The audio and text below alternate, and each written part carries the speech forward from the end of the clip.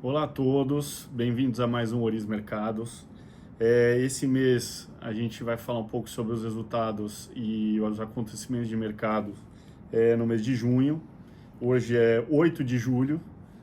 Para quem não me conhece, eu sou o Paulo Minari, responsável pela área de alocação aqui da Oris. Tenho, como sempre, como todo mês aqui, Luiz Azevedo, responsável pela área de renda variável da Oris. E vamos lá, vamos tentar ser breve aqui. Acho que a gente teve mais um mês aí bastante positivo para os mercados de forma geral, né? Sem grandes notícias novas ou novidades assim, né, mais estruturais que movimentassem os mercados. Isso fez com que os mercados tivessem, né, uma boa recuperação, né, posterior aí à grande queda, né, que a gente observou ali em abril, né, começo de maio, né, maio já teve uma boa recuperação. Os agentes de mercado continuam monitorando, né, globalmente a questão geopolítica, né, ao longo do mês houveram os Estados Unidos chegou a intervir, né, no Irã, então chegou a intervir ali no Oriente Médio, ele estava olhando mais distante, né, isso no primeiro momento trouxe algum receio, depois acabou trazendo até um certo alívio, parece que novos acontecimentos ficaram um pouco, né, mais resguardados, né? A questão da guerra comercial, que foi o grande estopim ali para o mercado ter uma realização em abril, a gente está chegando mais perto, né, estamos observando alguns avanços nas negociações, principalmente com a China, né? Acho que agora que a gente está mais perto dos 90 dias que o Trump deu como postergação, né, dessas negociações, voltam a surgir alguns ruídos, algumas tarifações, algumas coisas ligadas ao geopolítico, uma mistura, né, dos dois temas também, né? Mas tem cada vez feito menos preço nos mercados, né? E também a discussão lá nos Estados Unidos muito focada na política monetária, né? Assim, estímulos fiscais, houve um sucesso do governo Trump para aprovação de um pacote tributário, né, nos Estados Unidos, mas acho que assim, de relevante, né, foi que os agentes não viram nada novo, né? A economia andando, né, os dados performando relativamente bem, a gente pôde observar uma descompressão de risco dos mercados, né? Assim, então, o prêmio que estava se exigindo para os mercados foi reduzido e a gente viu aí, né, o S&P subindo mais de 5%, né, o Nasdaq subindo 6,6%, tá? Então já vão os dois índices principais aí da Bolsa Americana para o campo positivo no ano, né? Depois de chegar a cair quase 20% em algum dado momento, né? Em contrapartida, a Europa, que vinha outperformando, né, os Estados Unidos, teve um resultado mais neutro, né, para negativo no mês, né, mas ainda continua forte no ano. E os emergentes tiveram uma performance mais mista, tá? Acho que destaque aí, né, o Luiz vai comentar bem, para o Brasil, tá? Até teve uma performance superior aos outros emergentes, tá? Em alguns âmbitos, não só necessariamente na Bolsa, né? No mercado de juros, o mercado acha que o juro vai continuar alto por mais tempo, né? Mas o juro americano teria aí um espaço para o Fed cortar mais umas 2 a 3 vezes os juros aí nos próximos 6 a 12 meses, né? E mais ou menos isso está precificado no mercado. Houve um certo fechamento das treasuries, tá? Ao longo do mês, o que também é positivo, né, nesse cenário. E acho que o que é o principal destaque foi a continuidade da desvalorização do dólar, né? O DXY, ele caiu em torno de 2,5%, no ano já cai mais de 10%, quase 11%, tá? Então, o dólar globalmente se enfraquecendo, né? O que aí traz para a nossa parte aqui de Brasil, né, Luiz, essa desvalorização do dólar globalmente favorece, né, bastante diversas economias pelo mundo e aí muito o Brasil, né? Quer comentar um pouco, aproveitar? Se a gente pegar a Bolsa Brasileira, o Ibovespa subiu 1,33% no mês de junho, Acho que a tônica realmente foi essa acalmada no mercado, né, com um menor receio de desaceleração do crescimento global, e uma certa normalização aí, uma estabilidade no preço das commodities, né? Então a gente começa a ver o petróleo recuperando um pouco das mínimas que ele atingiu algumas semanas atrás, o preço do minério também mais ou menos rodando entre 90 e 100 dólares aí, e com isso o mercado brasileiro performando muito em função de um fluxo estrangeiro positivo, né? Então esse fluxo continuou bom no mês de junho, o estrangeiro ele aportou aqui um saldo líquido aí acima de 5 bilhões de reais, né?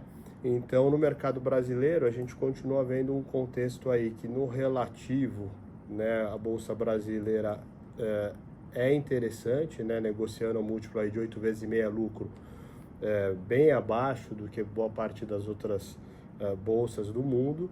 Essa diversificação a Estados Unidos traz um pouco de fluxo, isso sustenta o mercado, né? Por outro lado, né, na hora que a gente traz a Bolsa Brasileira para o nível de juros real que a gente vem rodando, ainda mais com uma Selic agora a 15%, né, isso traz uma certa, né, dúvida para o investidor local, tanto que os fundos institucionais locais ainda não estão tendo um desempenho de captação líquida positiva, né?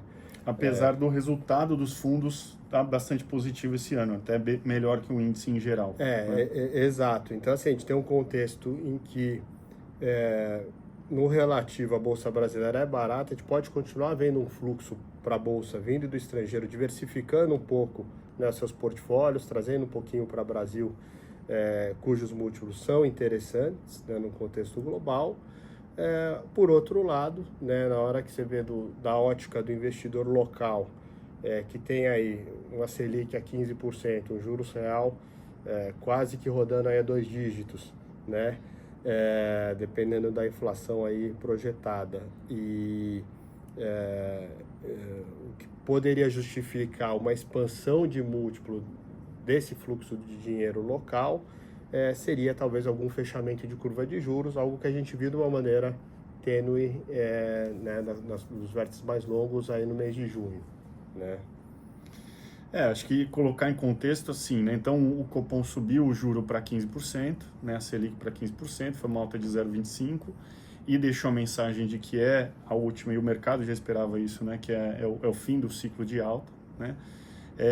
O mercado põe no preço aí a partir de janeiro começar a cortar a Selic, para mais ou menos aí um ciclo de 250, 300 pontos, tá, de corte.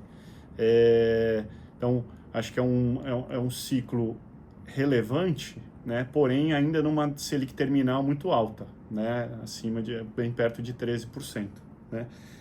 12,5%, 13%, né? Então é o que o Luiz comentou, isso já gera hoje um juro real que parece bastante restritivo, apesar da economia estar caminhando muito bem, né? E o final do ciclo ainda assim vai ser um juro real elevado para padrões históricos, né? Então o que a gente vê aqui no mercado de local como oportunidade, tá? A gente fez um alongamento das NTNBs, das carteiras, a gente vinha carregando NTNBs, papéis linkados à inflação mais curtos, e a gente foi para vértices mais longos justamente por achar que existe uma certa assimetria aqui nesse lado, né? Principalmente para outro fator importante que vem acontecendo, né, ao longo do ano, que é o mercado começar a olhar um pouco mais para uma eleição no que vem mais competitiva, vou colocar dessa forma, né? Então, uma competitividade maior, uma coesão maior da oposição, né, possibilitando assim a gente ter alguma não necessariamente uma mudança de governo, mas assim uma preocupação maior no contexto, no âmbito aí fiscal, tá? Assim, com medidas, né, que qualquer governo que vier vai ter que colocar em pauta. Acho que outra coisa foi o governo trouxe as medidas que a gente comentou o mês passado, a gente fez até uma live sobre isso, né? O decreto do IOF, né? E posteriormente uma medida provisória para tributação de produtos financeiros, tributando os isentos, aumentando a alíquota dos investimentos, que hoje chega a 15%, vira 17,5%, entre outras coisas, né? Mas houve uma certa derrota do governo, mostrando assim que né, em Brasília a turma tem uma preocupação, né, com essas medidas de aumento de impostos, né, sem contrapartida. Então, o Congresso derrubou esse decreto de IOF. Agora, né, a discussão toda está indo para o âmbito do STF, né, o próprio Planalto levou essa discussão para lá, o que traz uma certa incerteza, mas de alguma forma mostra que, né, você não vai fazer um aumento fácil de imposto nesse contexto, tá? O que seria positivo, de alguma forma, numa trajetória fiscal, se você conseguir cortar de outro lado, né? Se não aumentar, você não vai poder aumentar, mas você vai ter que fazer uma contrapartida de gastos, tá? Super complexo o sistema, né? A gente não está fazendo grandes apostas neste momento, apesar de estar ganhando um momento esse tipo de discussão, tá? A gente já vê alguns gestores, né, comentando bastante, tomando um pouco mais de risco para esse lado, onde a gente acha que tem uma certa segurança para fazer alguma aposta nesse lado, no juro real, tá? Que a gente acha que a simetria ela é boa, porque a gente já viu o nível que ele pode chegar, né, num contexto pior, de juro alto lá fora, de aqui, muita incerteza, né?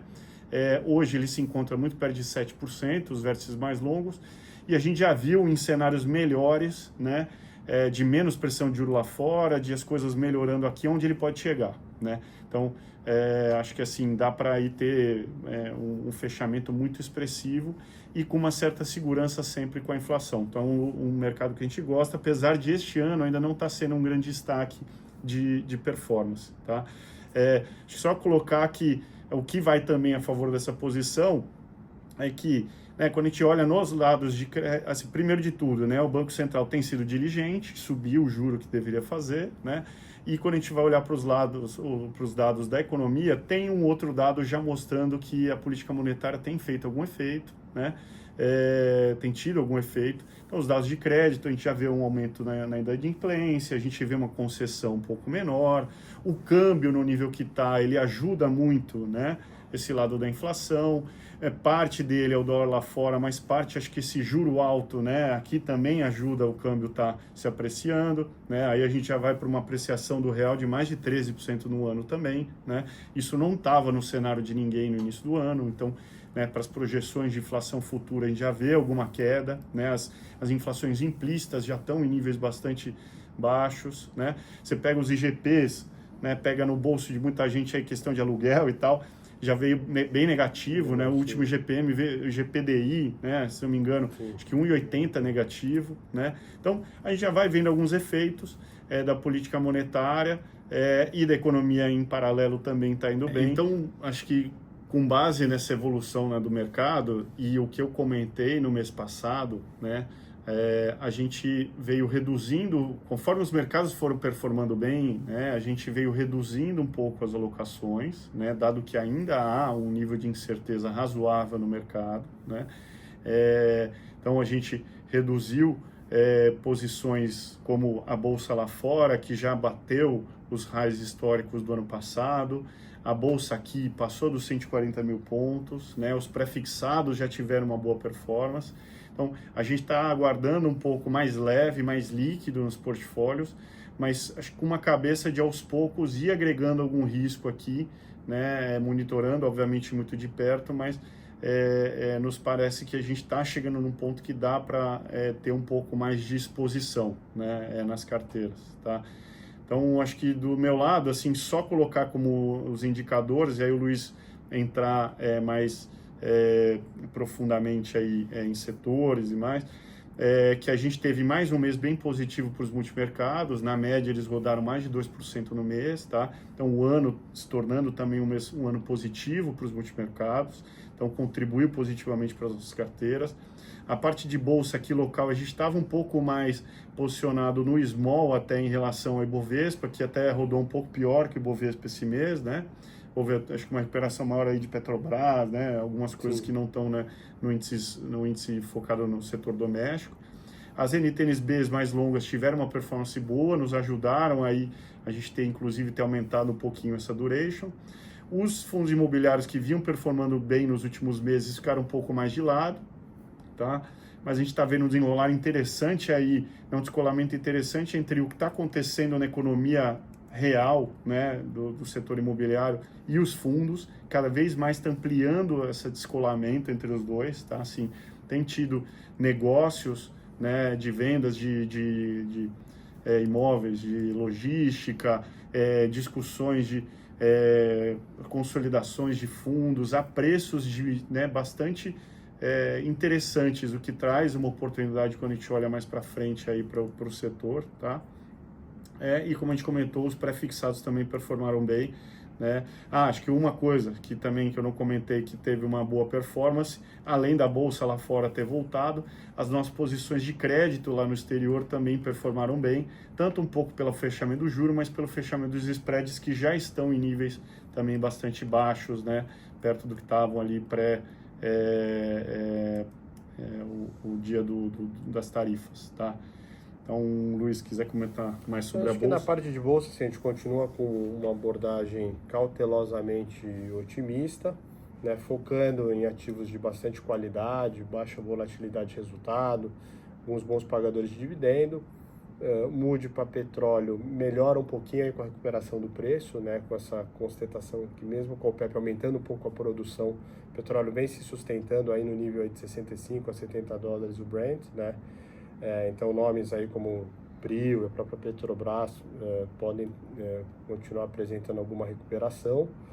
Setor financeiro, a gente gosta ainda de Itaú na qualidade de resultados, olha um pouco para Bradesco, né, como forma de um ativo um pouco mais descontado, gosta de nomes aí um pouco mais cíclicos aqui como Cyrela, na parte de home builders. Em utilities a gente mantém uma posição aí em Eletrobras, né? Shoppings também a gente tem alguma posição em Multiplan, né? E olhando commodity, a gente tem uma posição também de Minerva, olhando um bom volume aí de exportação de carne bovina, né? A empresa fez uma captação recente, aí um aumento de capital e após esse overhang a gente acha que o papel pode recuperar um pouco. Então esses são alguns nomes que a gente tem aqui no portfólio, mas uma visão né, de tentar ter nomes com boa qualidade, porque essa volatilidade, né, por mais que o outlook no mercado esteja positivo, né, a gente tem que ter uma certa cautela, olhando principalmente o lado aí de de um juros real ainda local muito alto, né, e um risco aí, obviamente, do Moody de repente virar e pegar o mercado aí de surpresa. Então é isso, pessoal. Eu queria agradecer mais uma vez a presença aí, quem conseguiu assistir até o fim aí, Oris Mercados. E mês que vem a gente está de volta. Obrigado, Luiz. Obrigado a todos, até a próxima.